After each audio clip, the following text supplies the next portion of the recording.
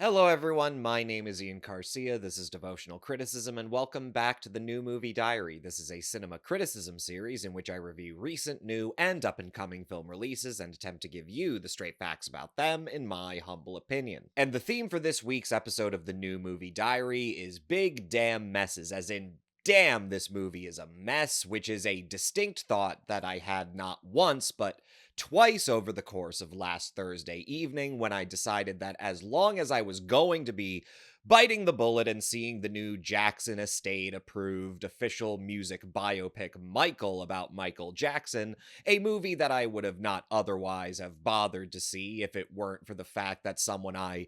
knew from high school was playing Gladys Knight in the film, which, by the way, hell yeah, Olivia, Rebel Rebel, Jersey represent. As long as I was going to be putting myself through the almost inevitable ordeal that comes from almost every turgid, unchallenging paint-by-numbers music biopic, of which I would say Michael is a new example, I figured I might take a wild stab in the dark of seeing a much smaller, less publicized feature as my appetizer, and at random settled on Desert Warrior. This is a historical action film set in 7th century Arabia, starring Anthony Mackie as a notorious outlaw named Hansala and Aisha Hart as the Princess Hind, the daughter of an Arab king deposed and made fugitive by the cruel, tyrannical Persian Emperor Kisra, played by Ben Kingsley. Now, when I had first decided on seeing Desert Warrior, I had been under the impression that it was just some sort of low to mid-budget international film, and I had no expectations for anything other than that, a B sword and sandals romp, which is about what I got, except it would have at no point occurred to me, despite the impressive cast and honestly just as impressive costume and set design for this thing, that I was actually watching an intended big budget spectacular funded to the tune of $150 million. Coming out of this thing, you could not have convinced me that it was even, so to speak, a real movie, in the sense that by the time the credits came up, the production value of Desert Warrior hadn't so much petered out as it seemed to have just gone out from under it. It felt distinctly like it must have been an unfinished film by the time US distributor Vertical purchased it and just slapped the cheapest, most basic, and decidedly non-professional looking credits to the bookends. Which would be an especially defensible assumption to make, given that this is a movie being promoted as Desert Warrior with Anthony Mackie's big heroic face card plastered all over the publicity, except that Mackie himself is barely in the movie at all. Hansala doesn't even turn out to be a major player in the story, which just gives one all the more of an impression that, like, this must have just been a movie that ran out of funding, never got past an early assembly stage, and was sold outright to this cheapy distributor to finish. Look, they even did the old B-movie trick of taking a famous guy who isn't even the real focus of the movie and deceptively pitching audiences like it's supposed to be a vehicle for him. But subsequent research revealed that I was off, y'all. I was way off. Turns out Desert Warrior isn't a mess because some overly ambitious mid-budget international film team bit off more than they could chew and ran out of money. Turns out it's just such a mess that it comes off looking exactly like that, making it almost impossible to fathom that, no, for real, this was a big deal, big budget international production that was even intended to be like the first major international movie to be shot and come out of Saudi Arabia. The summary is that Desert Warrior is primarily the offspring of MBC Studios, a film and television production arm of the MBC Group. This is the biggest media conglomerate across the Middle East and North Africa, and which is directly backed by the monarchy of Saudi Arabia, where the conglomerate is based. The whole idea being that this was going to be a big, splashy announcement to the world by the Saudis of expanding their entertainment industry across the world,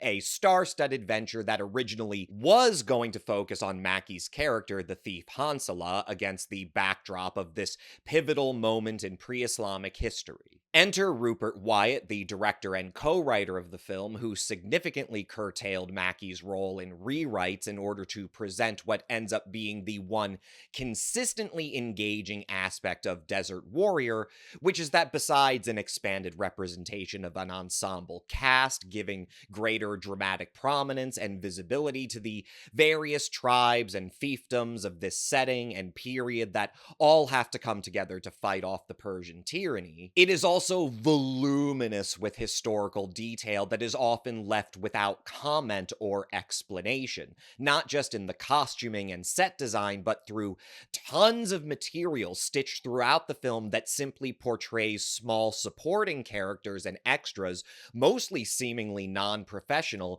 engaging in the material culture of the period, suggesting that Wyatt was eager to take advantage of the best resources that Royal Saudi investment capital could buy in order to give even Robert Eggers a run for his money. There are indeed times at which this otherwise routine sword and sandals romp with a visual style of photography and editing more akin to a Ridley Scott or better yet, an Oliver Stone picture. These little bits of material culture with all these incidental faces that people the film give an honestly really trenchant sense of the social life of this setting. It contributes to this strange discursive collision between a familiar tact of narrative presentation in a great historical battle film like this and something almost poetically socially realist. It's almost impressive that a production with so much apparent technical freedom would still manage to come off so cheap looking, but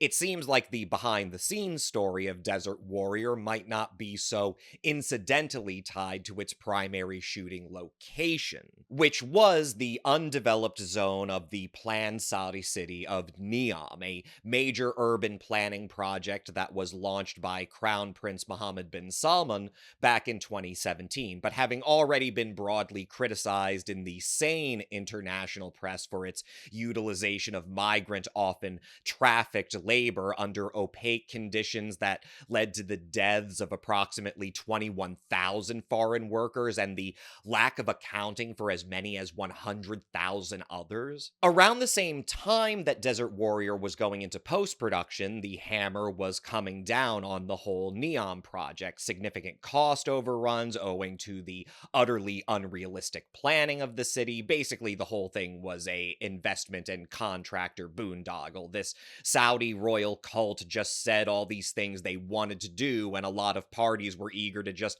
nod and say, sure, we can do that, either because they were afraid of having their heads lobbed off or because they knew they were just pocketing the easy money anyway. This is a movie that completed principal photography all the way back in February of 2022. A finished version of it, I can't imagine it being that much jankier than what I saw in theaters, that didn't have its festival premiere until September of 2025, and apparently before that in October of 2024, so over 2 years into still editing this thing, Wyatt had actually quit the project over creative disputes with NBC, and though he allegedly returned to complete the film with credited editor Richard Metler, I gotta say, it's just as easy for me to imagine that Desert Warrior is what you get when an experienced director gets the opportunity of a lifetime to just shoot as much as they want and find it in editing, and very quickly discovered that he is not working for very sane people. Like,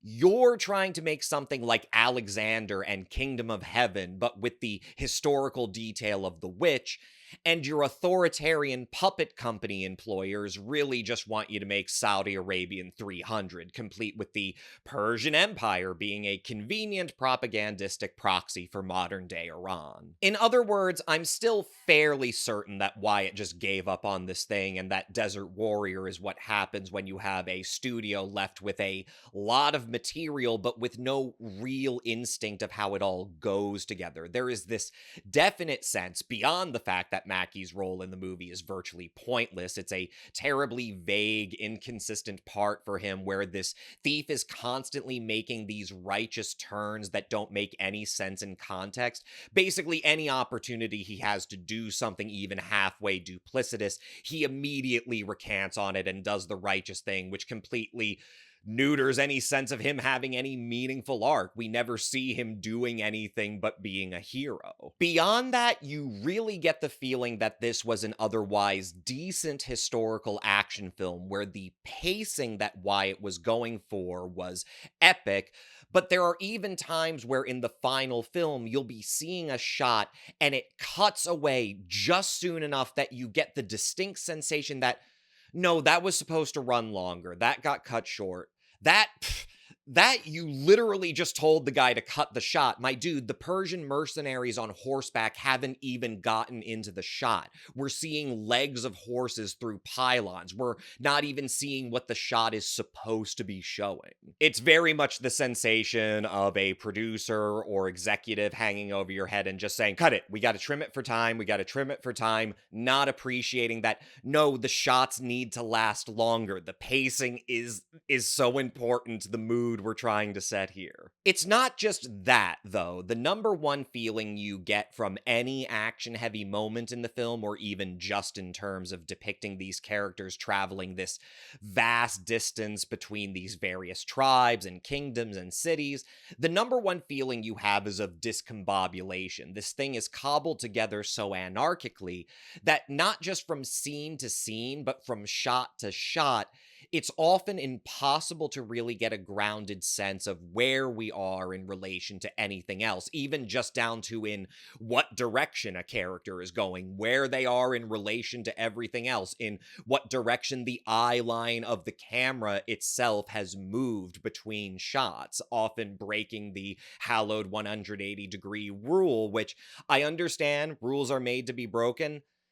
but they're made to be broken because you're supposed to follow them pretty religiously, because you understand that unless the effect you're going for is discombobulation, you really want to make sure that the camera is always facing in a generally consistent angle. You don't want to suddenly have a character looking this way and implying a character looking at them is looking in the same direction they are. It's not just a disaster of a production overall, it's a disaster that's so chaotic in terms of its stylistic leanings all coming together and how thinly stretched the narrative is between all these competing points of view, and veritably being able to feel the money running out as you get closer to the end titles, that it becomes impossible to believe that,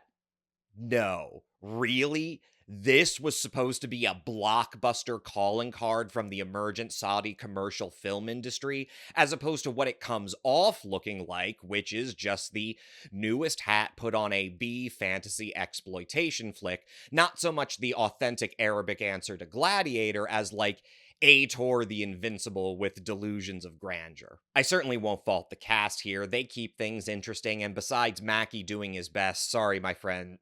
dues you gotta pay in this one getting cut out of your own star vehicle. You also got Charlton Copley delivering a reliably arresting turn as the Leave slave mercenary to the Emperor, his right-hand man being played just as magnetically by Gesa Rohrig. He's a Hungarian actor who made his debut all the way back in 2015 in the starring role of the phenomenal Son of Saul, and if anybody just has that sort of face that screams, oh hey, it's that guy, Rohrig's got it. Absolutely perfect character actor energy, and you also appreciate whenever Wyatt is shining the spotlight on him, the other sort of playful, contradictory influence on the style or styles of the film, which is Sergio Leone. Rohrig would most certainly be right at home in a spaghetti western, or in this case, the energy he brings to the production is so often like spaghetti mid-eastern. But I don't want to turn my own jokes into as much of a disaster as this movie, so look, I'm giving this mess a 2.5 out of 5. It's a mess, but it's, to me, a pretty consistently engaging and then fascinating mess. Mileage may vary, but now we gotta move on to a very different kind of mess. Sucks! This movie sucks, sucks, sucks, sucks. Sucks, sucks, sucks. Sucks, sucks, sucks. New movie rant. New movie rant.